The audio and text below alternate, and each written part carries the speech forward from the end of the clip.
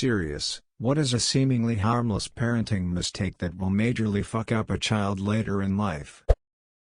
I found that when my parents teased me about stuff I was clearly uncomfortable with, it made me tell them less later in life.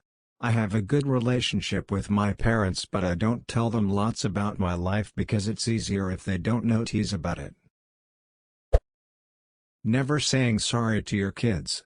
My mom only just recently started telling me sorry when she gets worked up.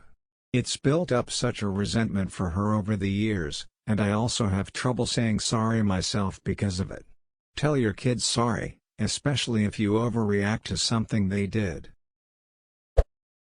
Treating your young child as a friend you're venting to. It's extremely traumatic to be your parent's diary. Not following through with your promises. If you told your child you were buying ice cream tomorrow in the hopes that they'd forget, and the next day when they ask you tell them no, they'll see you as unreliable. Ice cream is just the first thing that came to my mind. I'm sure someone else can explain better what I'm trying to say here without sounding so ridiculous. The belief that they won't remember because they're young. I remember. Never telling your child that you were wrong and that you're sorry. Just never once occurred. My father never once said I'm sorry to me. He was human, there were plenty of times he should have. My kids have heard from me plenty. I feel like most of these responses fall under seemingly harmful. A seemingly harmless mistake is rewarding your child with something when they do something they already enjoy. Take, for example, reading. If a child just enjoys reading, let the child read without giving any reward. Once you start rewarding the child for that act, their intrinsic motivation gets replaced. It's called the overjustification effect. Don't smother your kids. My mom quit having her own life the moment my brother and I were born. She was an incredibly devoted and loving mother, was very kind to us, but when we were born she stopped having friends, did not work, and was home every single day from when I was born to when I moved out in my early 20s. She was very easy to upset because she had no other source of self-esteem, and any time I screwed up, and I screwed up a lot, it was as if I had levied a very personal attack against her.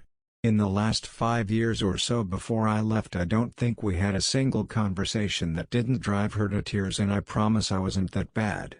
I constantly felt cornered and stressed and fell into depression as a defense mechanism, and she took my resulting lack of performance very personally, creating a very treacherous cycle that was only broken when I enlisted and finally got away. To this day I often feel like I'm a bad person who failed to live up to her love. Not congratulating your child when they achieve something. A friend of mine never got any praise from his parents growing up. Always felt that he wasn't good enough. Show the child that their hard work doesn't go unnoticed. Edit, thank you strangers for the gold silver. Cripes. Not creating a safe space for your kids to tell their secrets and make mistakes. When I was younger, I excitedly confided in my mom about my first boyfriend. But instead of calmly talking me through this, she immediately brought my dad in the conversation, and they both yelled at me and forced me to break up with him. If you qualify for food stamps, take the ducking food stamps. Do not make your kid live on macaroni and cheese made with water because we don't take handouts. Using them as props for jokes in public. Glad you got a kick out of it, Dad. Not stopping when your child says stop. Whether it's teasing, or tickling, or resting. Kids who have parents that don't respect their boundaries always seem to end up being the biggest dicks and bullies because they've learned they don't have to respect other people's feelings. Not hugging your kid, or telling them you love them. You can feed them dinner and send them to bed on time every night, and they're still going to end up with a personality disorder because you never ducking hug them. Mocking them. Laughing at them. Adults do it to each other all the time, but kids who haven't been immersed in the background cruelty of our culture for years don't understand that it's just the language of the land, and not that they themselves are particularly unworthy of respect. Well, realistically, It'd be a helicopter parent. You always want to look out for your kid, right? Make sure they're not doing things they're supposed to do, walk in without knocking. It ruins a relationship with a kid because even though you have a sense of privacy, the kid doesn't and will always paranoid of anyone entering their room without warning. It ruins a kid. Would my mom let me do this? Is she okay with it? The saddest part of this question is that my mom had done so many things that everyone is saying is bad, not hugging, praising, telling me to suck it up, etc. So let me give one that I feel would have helped me out growing up. Do not be afraid to admit when you are wrong or when you make mistakes to your child. My parents would go out of their way to justify any mistake they made and make it seem as if they were right no matter what the situation was. Gave me a pretty messed up view of right and wrong, as well as learning from mistakes, but was fixed by my grandma. It's a long story that I don't want to get into right now. Edit. Wow, 11K on silver on my first ever comment, and it pertains to my shitty childhood, Ty. But on a serious note, I want to reiterate the importance of not only advice, but the consequences of not taking said advice.